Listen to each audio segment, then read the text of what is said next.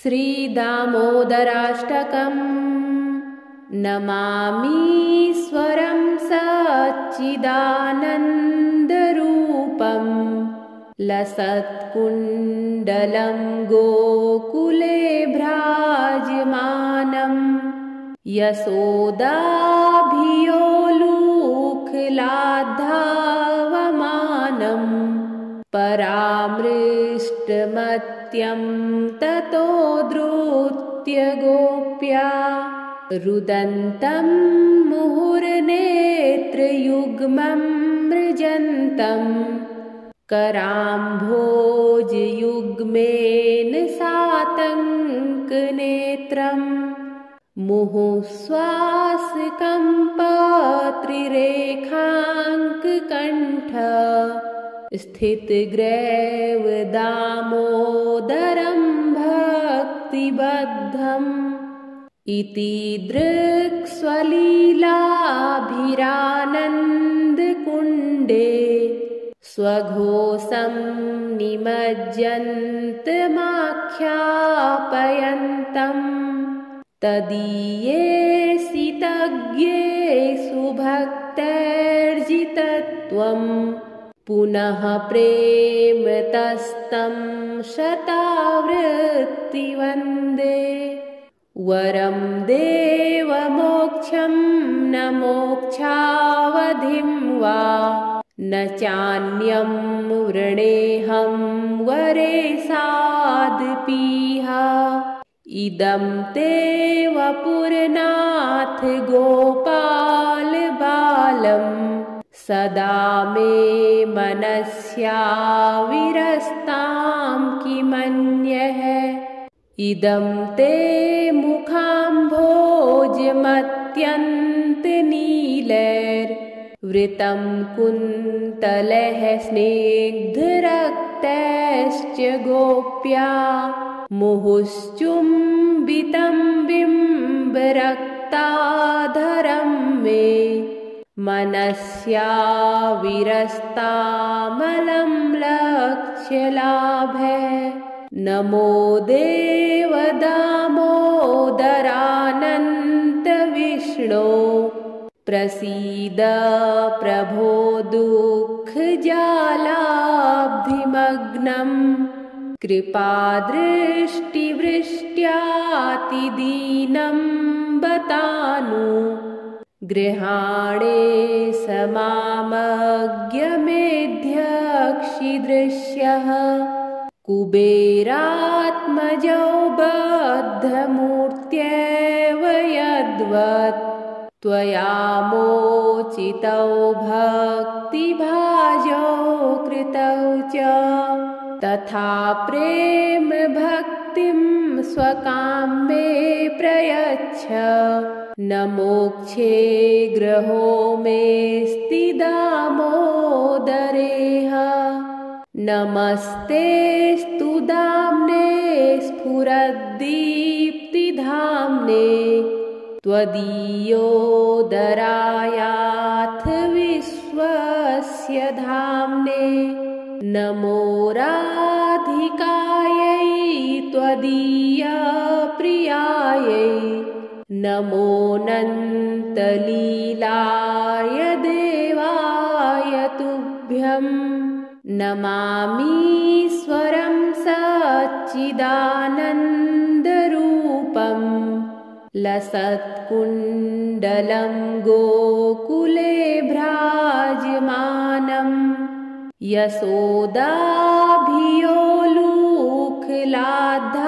यशोदाभियोलूखलाद्धावमानं परामृष्टमत्यं ततो धृत्य गोप्या रुदन्तं मुहुर्नेत्रयुग्मं मृजन्तं कराम्भोजयुग्मेन सातङ्कनेत्रं मुहुःश्वासकम्पत्रिरेखाङ्ककण्ठ स्थितग्रैव दामोदरं भक्तिबद्धम् इति दृक्स्वलीलाभिरानन्दकुण्डे स्वघोषं निमज्जन्तमाख्यापयन्तम्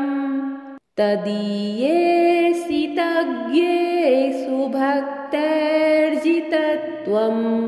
पुनः प्रेमतस्तं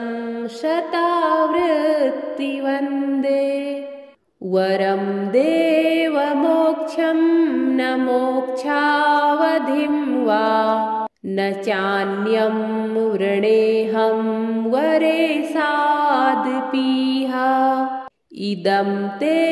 वपुरनाथ गोपाल बालम् सदा मे मनस्याविरस्तां किमन्यः इदं ते मुखाम्भोजमत्यन्तनीलैर्वृतं कुन्तलः स्निग्धरक्तैश्च गोप्या मुहुश्चुम्बितं बिम्बरक्ताधरं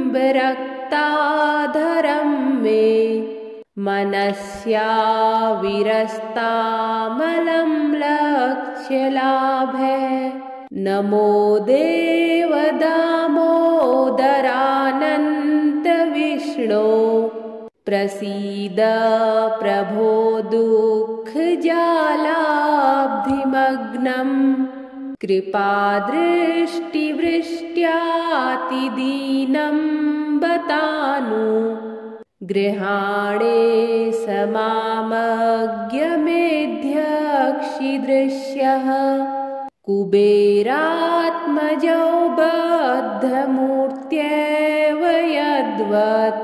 त्वया मोचितौ भक्तिभाजौ कृतौ च तथा प्रेम भक्तिं स्वकां मे प्रयच्छ न मोक्षे ग्रहो मेऽस्ति दामोदरेह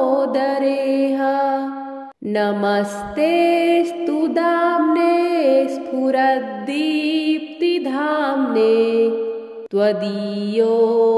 त्वदीयोदरायाथ विश्वस्य धाम्ने नमो राधिकायै त्वदीयप्रियायै नमोऽनन्तलीलाय देवाय तुभ्यं नमामीश्वरं सच्चिदानन्दरूपं लसत्कुण्डलं गोकुले भ्राजमानम्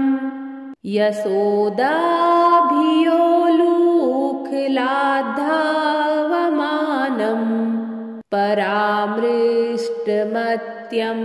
ततो धृत्य गोप्या रुदन्तं मुहुर्नेत्रयुग्मं मृजन्तं कराम्भोजयुग्मेन सातङ्कनेत्रम् मुहुःश्वासकम्पत्रिरेखाङ्ककण्ठ स्थितग्रैव दामोदरं भक्तिबद्धम् इति दृक्स्वलीलाभिरानन्दकुण्डे स्वघोषं निमज्जन्तमाख्यापयन्तम् तदीयेऽसि तज्ञेषु भक्तैर्जितत्वम् पुनः प्रेमतस्तं शतावृत्तिवन्दे वरं देवमोक्षं न मोक्षावधिं वा न चान्यं वृणेऽहं वरे सादपीह इदं ते वपुरनाथ गोपाल बालम् सदा मे मनस्याविरस्तां किमन्यः इदं ते मुखाम्भोजमत्यन्तनीलैर्वृतं कुन्तलः स्निग्धरक्तैश्च गोप्या मुहुश्चुम्बितं बिम्बरक्ताधरं मे मनस्या विरस्तामलं लक्ष्यलाभे नमो देवदामोदरानन्त विष्णो प्रसीद प्रभो दुःखजालाब्धिमग्नं कृपादृष्टिवृष्ट्यातिदीनं बतानु गृहाणे समामज्ञमेध्यक्षिदृश्यः कुबेरात्मजौ बद्धमूर्त्येव यद्वत् त्वया मोचितौ भक्तिभाजौ कृतौ च तथा प्रेम भक्तिं स्वकां मे प्रयच्छ न मोक्षे ग्रहो मेऽस्ति दामोदरेह नमस्तेऽस्तु दाम्ने स्फुरद्दीप्तिधाम्ने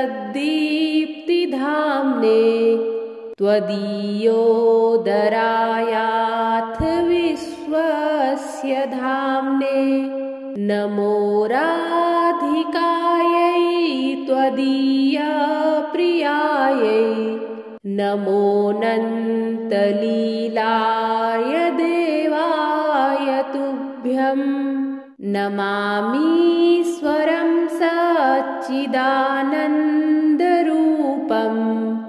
लसत्कुण्डलं गोकुले भ्राजमानम्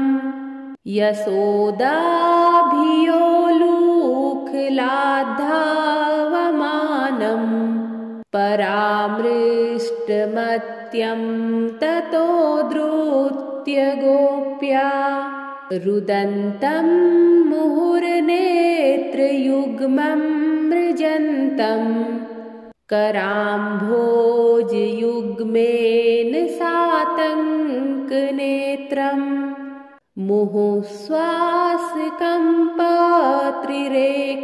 मुहुःश्वासकम्पत्रिरेखाङ्ककण्ठ स्थितग्रैव दामोदरं भक्तिबद्धम् इति दृक्स्वलीलाभिरानन्दकुण्डे स्वघोषं निमज्जन्तमाख्यापयन्तम् तदीये सितज्ञेषु भक्तैर्जितत्वं पुनः प्रेमतस्तं शतावृत्तिवन्दे वरं देवमोक्षं न मोक्षावधिं वा न चान्यं वृणेऽहं वरे सादपीह इदं ते वपुरनाथ गोपाल बालं सदा मे मनस्या विरस्तां किमन्यः इदं ते मुखाम्भोजमत्यन्तनीलैर्वृतं कुन्तलैः स्निग्धरक्तैश्च गोप्या मुहुश्चुम्बितं बिम्बरक्ताधरं मे मनस्या विरस्तामलं लक्ष्यलाभे नमो देवदामोदरानन्त विष्णो प्रसीद प्रभो दुःखजालाब्धिमग्नम् कृपादृष्टिवृष्ट्यातिदीनं बतानु गृहाणे समामज्ञमेध्यक्षिदृश्यः कुबेरात्मजौ बद्धमूर्त्येव यद्वत् त्वया मोचितौ भक्तिभाजौ कृतौ च तथा प्रेम भक्तिं स्वकां मे प्रयच्छ न मोक्षे ग्रहो मेऽस्ति दामोदरेह नमस्तेऽस्तु दाम्ने स्फुरद्दीप्तिधाम्ने त्वदीयोदरायाथ विश्वस्य धाम्ने नमो राधिकायै त्वदीयप्रियायै नमोऽनन्तलीलाय देवाय तुभ्यं नमामीश्वरं सच्चिदानन्दरूपं लसत्कुण्डलं गोकुले भ्राजमानं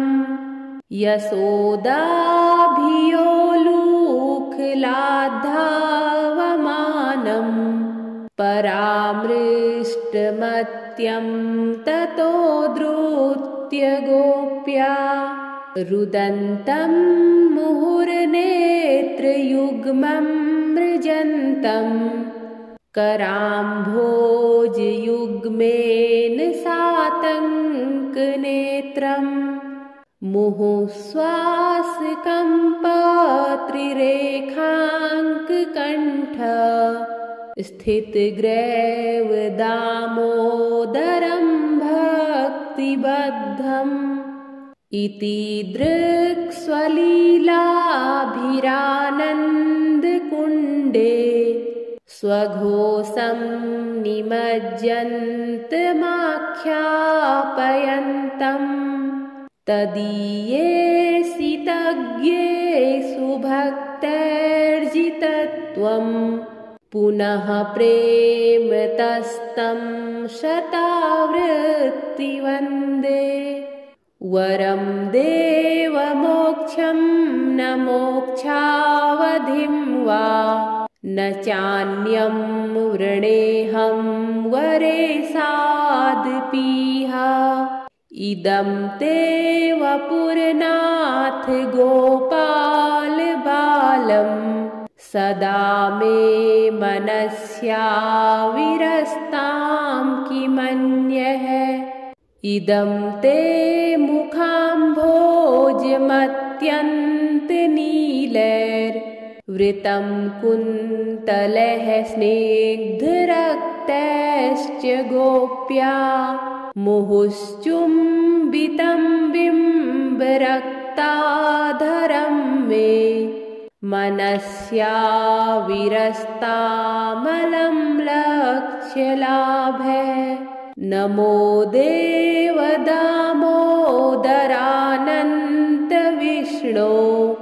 प्रसीद प्रभो दुःखजालाब्धिमग्नं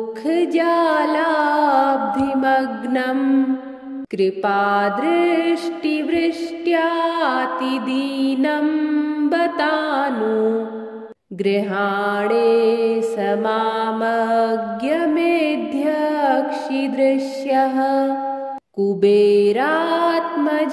बद्धमूर्त्यैव यद्वत् त्वया मोचितौ भक्तिभाजौ कृतौ च तथा प्रेम भक्तिं स्वकां मे प्रयच्छ न मोक्षे ग्रहो मेऽस्ति दामोदरेह नमस्तेऽस्तु दाम्ने स्फुरद्दीप्तिधाम्ने त्वदीयोदरायाथ विश्वस्य धाम्ने नमो राधिकायै त्वदीयप्रियायै नमोऽनन्तलीलाय देवाय तुभ्यं नमामीश्वरं सच्चिदानन्दरूपं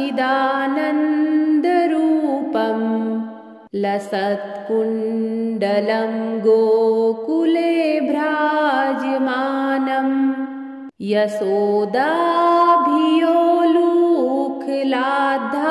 यशोदाभियोलूखलाद्धावमानं परामृष्टमत्यं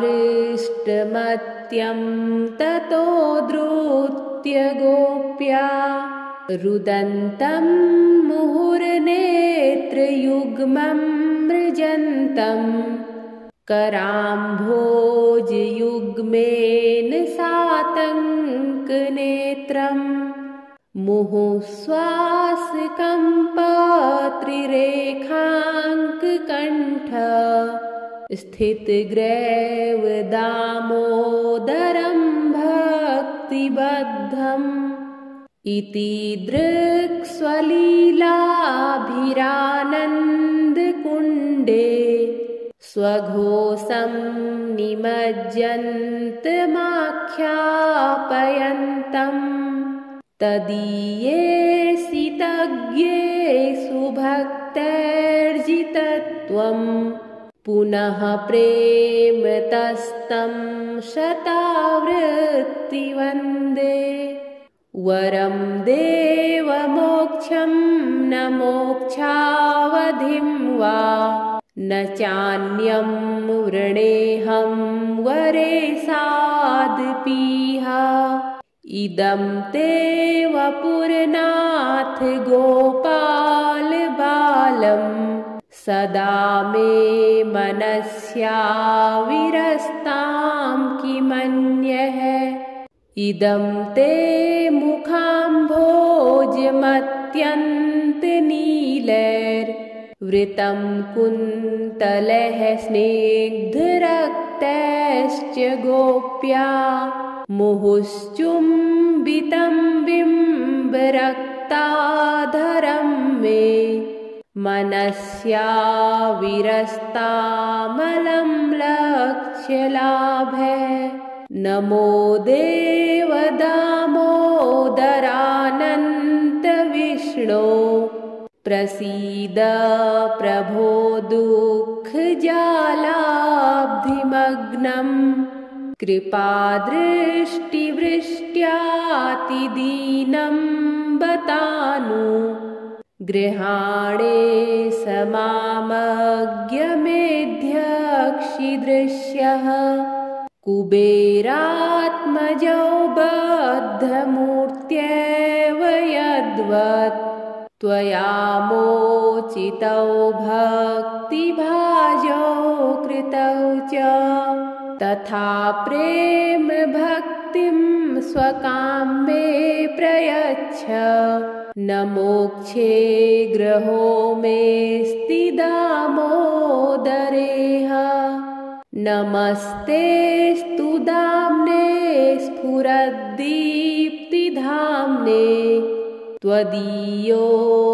त्वदीयोदरायाथ विश्वस्य धाम्ने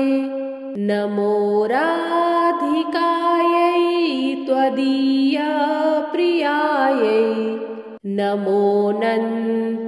नमोऽनन्तलीलाय देवाय तुभ्यं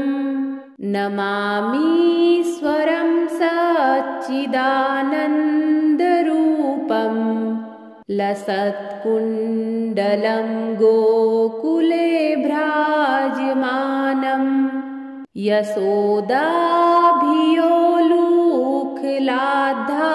यशोदाभियोलूखलाद्धावमानं परामृष्टमत्यं ततो धृत्य गोप्या रुदन्तं मुहुर्नेत्रयुग्मं मृजन्तं कराम्भोजयुग्मेन सातङ्कनेत्रम्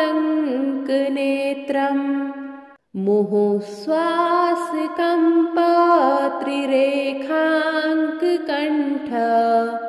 स्थितग्रैवदामोदरं भक्तिबद्धम् इति दृक्स्वलीलाभिरानन्दकुण्डे स्वघोषं निमज्जन्तमाख्यापयन्तम् तदीये तज्ञेषु भक्तैर्जितत्वं पुनः प्रेमतस्तं शतावृत्तिवन्दे वरं देवमोक्षं न मोक्षावधिं वा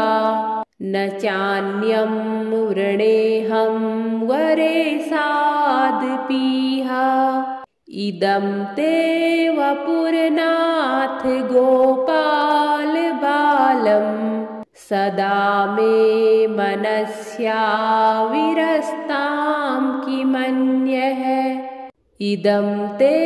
मुखाम्भोजमत्यन्तनीलैर्वृतं कुन्तलः स्निग्धरक्तैश्च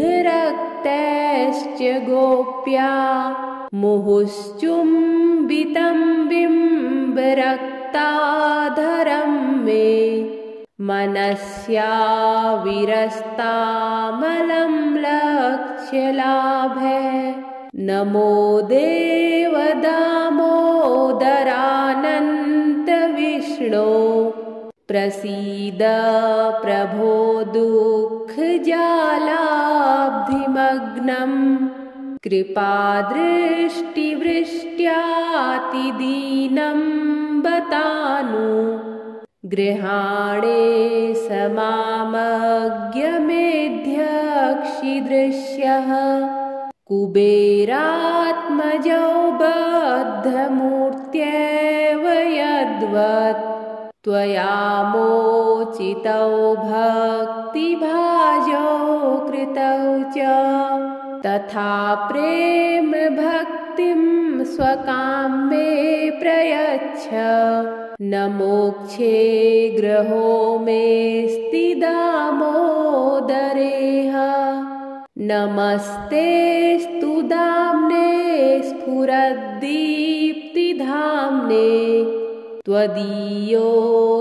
त्वदीयोदरायाथ विश्वस्य धाम्ने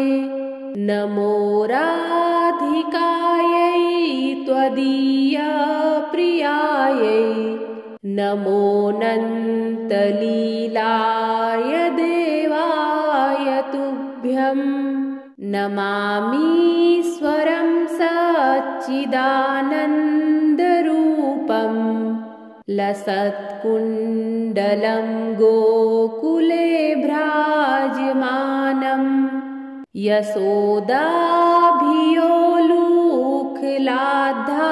यशोदाभियोलूखलाद्धावमानं परामृष्टमत्यं ततो धृत्य गोप्या रुदन्तं मुहुर्नेत्रयुग्मं मृजन्तं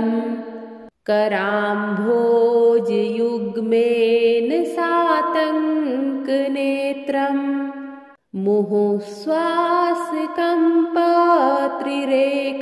मुहुःश्वासकम्पत्रिरेखाङ्ककण्ठ स्थितग्रैव दामोदरं भक्तिबद्धम् इति दृक्स्वलीलाभिरानन्दकुण्डे स्वघोषं निमज्जन्तमाख्यापयन्तम् तदीये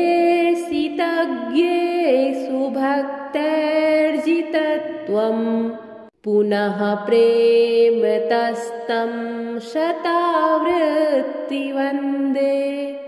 वरं देवमोक्षं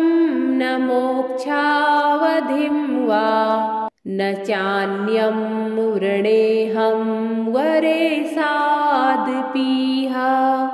इदं ते वपुरनाथ गोपाल बालम् सदा मे मनस्याविरस्तां किमन्यः इदं ते मुखाम्भोजमत्यन्तनीलैर्वृतं कुन्तलः स्निग्धरक्तैश्च गोप्या मुहुश्चुम्बितं बिम्बरक्ताधरं मे मनस्याविरस्तामलं लक्ष्यलाभः नमो देवदामोदरानन्त विष्णो प्रसीद प्रभो दुःखजालाब्धिमग्नं कृपादृष्टिवृष्ट्या दृष्ट्यातिदीनं बतानु गृहाणे समामज्ञमेध्यक्षिदृश्यः कुबेरात्मजौ बद्धमूर्त्यैव यद्वत् त्वया मोचितौ भक्तिभाजौ कृतौ च तथा प्रेम भक्तिं स्वकां मे प्रयच्छ न मोक्षे ग्रहो मेऽस्ति दामोदरेह नमस्तेऽस्तु दाम्ने स्फुरद्दीप्तिधाम्ने त्वदीयोदरायाथ विश्वस्य धाम्ने नमो राधिकायै त्वदीयप्रियायै नमोऽनन्तलीलाय देवाय तुभ्यम्।